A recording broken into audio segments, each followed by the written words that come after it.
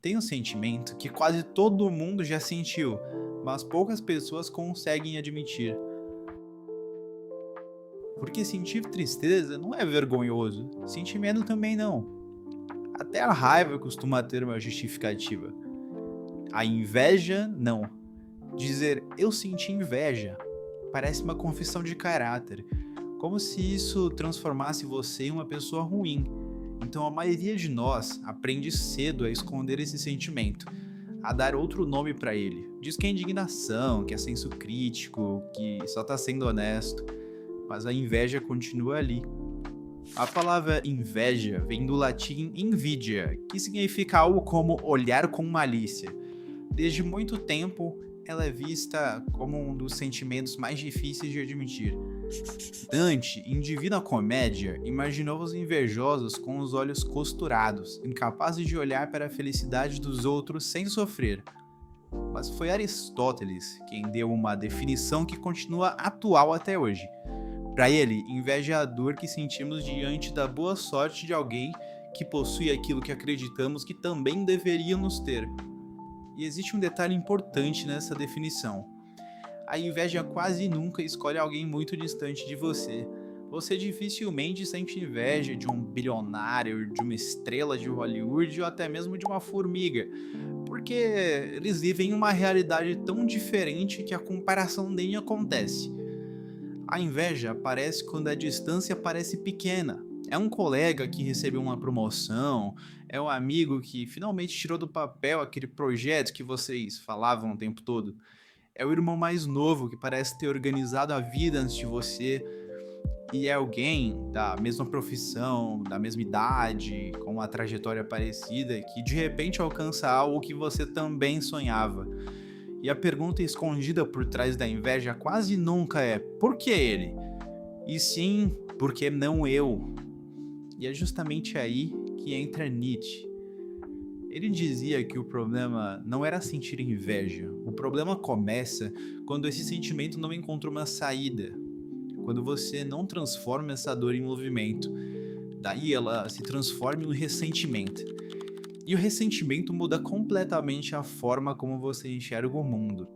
Você deixa de perguntar o que pode aprender e começa a procurar motivos para diminuir quem conseguiu.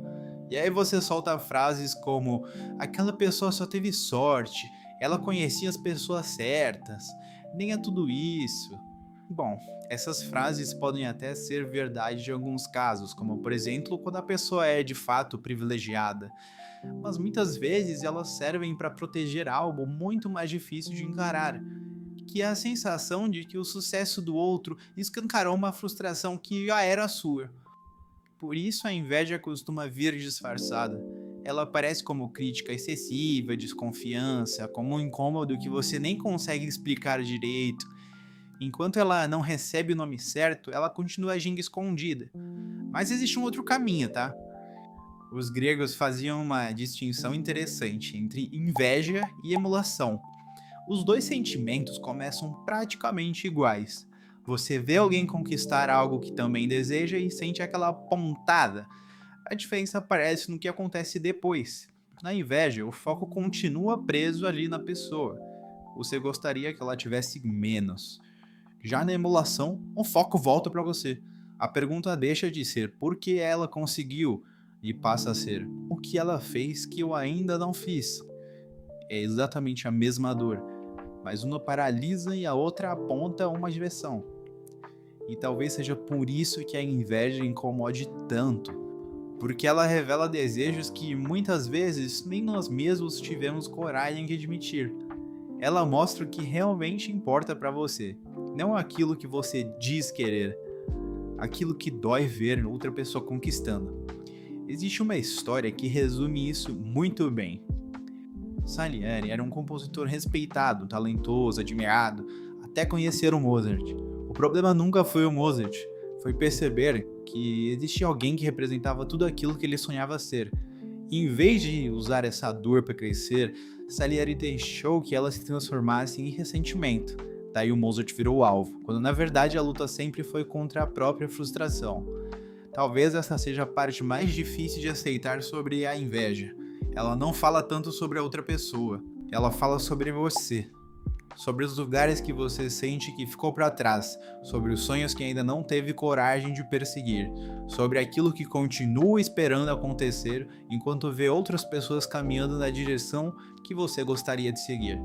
Talvez o problema nunca tenha sido sentir inveja, talvez o problema seja fingir que ela não exista, porque quando você consegue olhar para esse sentimento sem culpa, sem vergonha, ele deixa de ser um veneno e vira um mapa que aponta com uma certa precisão, que a gente até pode chamar de desconfortável, para aquilo que você realmente deseja. Então eu queria terminar esse vídeo com uma pergunta. Da última vez que você sentiu aquela pontada ao ver o sucesso de alguém, o que exatamente você estava invejando? E o que isso revela sobre a vida que você ainda não começou a construir? Bom, por hoje é isso. Até a próxima.